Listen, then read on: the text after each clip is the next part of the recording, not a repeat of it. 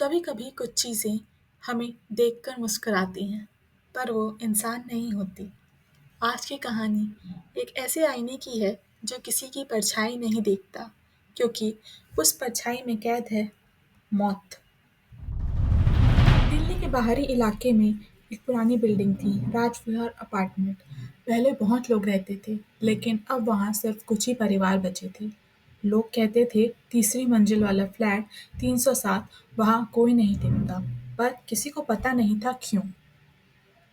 रीना, जो एक college student थी, नई जगह ढूंढ रही थी। कम किराए में बड़ा फ्लैट देखकर उसने तुरंत फ्लैट 307 ले लिया। वो हँसी-खुशी रहने लगी। पहले कुछ दिनों तक सब सामान्य था, पर फिर सब बदलने लगा। रात को किसी के चिल्लाने की आवाज़ आती, धीरे-धीरे गलियारे में पायल की झंकार। कभी रसोई में बर्तन अपने आप गिर जाते। रीना ने सोचा शायद हवा से गिर गए होंगे, लेकिन एक रात उसने आईने में देखा, उसके पीछे कोई खड़ी थी। सफ़ेद साड़ी में एक औरत, जिसके बाल ज़मीन तक झूल रहे थे। रीना झटके से पलटी। पीछे कोई नहीं था, लेकिन आईने में अब भी वो औरत मुस्कुरा रही थी। अगले दिन रीना ने आईना उतारकर फेंक दिया। वह सुबह उठी तो वही आईना फिर दोबारा वहाँ पर टंगा था।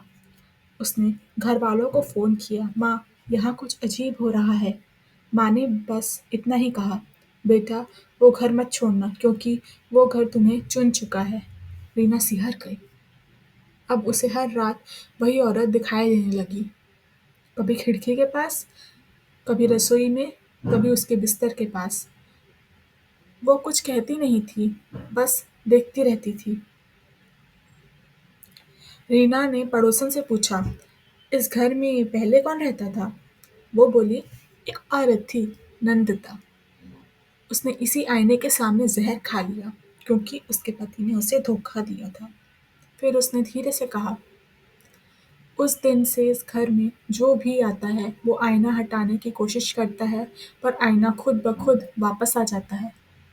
रीना के रोंगटे खड़े हो गए। उसने तय किया कि वो सबूत ढूंढेगी। रीना ने दीवार के पीछे कुछ अजीब निशान देखे। पेंट के नीचे उसने लाल रंग के हाथों के निशान पाए। नीचे एक पुराना कागज था। उस पर लिखा था, जो इस आईने को देखेगा वो मेरे दर्द को महसूस करेगा।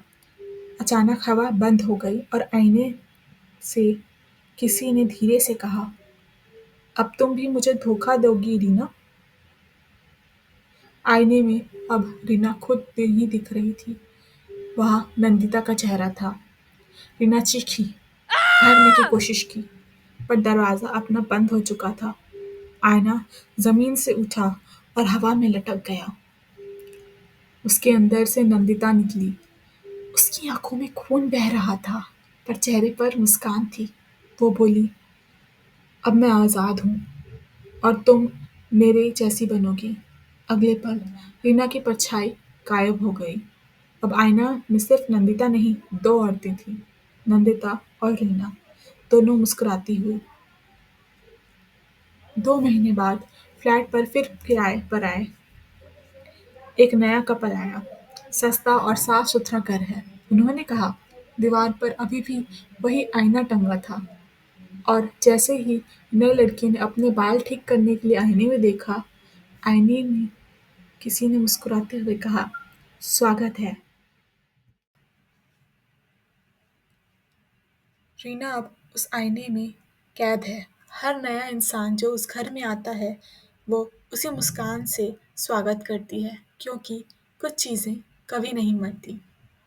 अगर आपको ऐसे ही वीडियोस देखना है, तो इस वीडियो को लाइक करें और चैनल को सब्सक्राइब करें।